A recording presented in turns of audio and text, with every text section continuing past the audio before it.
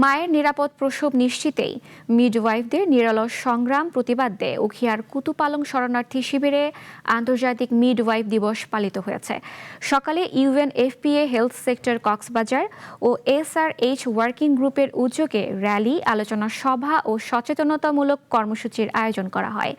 ডব্লিউসিআইসি office প্রাঙ্গণে আয়োজিত অনুষ্ঠানে এনজিও প্রতিনিধি, স্বাস্থ্যকর্মী, মিডওয়াইফ, রোহিঙ্গা নারী ও স্থানীয় জনপ্রতিনিধিরা অংশ নেন। প্রধান অতিথি ছিলেন camp 1 in charge Mohammad Shafiqul Islam, Caroline লাগু-গওয়া সহ সংশ্লিষ্টরা এই সময় উপস্থিত ছিলেন। ভূমিকা অনেক অপরিহার্য, কারণ হচ্ছে আমাদের হসপিটালগুলোতে কিন্তু পর্যাপ্ত পরিমাণে ডক্টর নাই। সেক্ষেত্রে আমাদের মিডওয়াইফরাই হচ্ছে আমাদের ওয়ার্কফোর্স, যারা কিনা train. Glad to be here today. This is the International Day of the Midwife.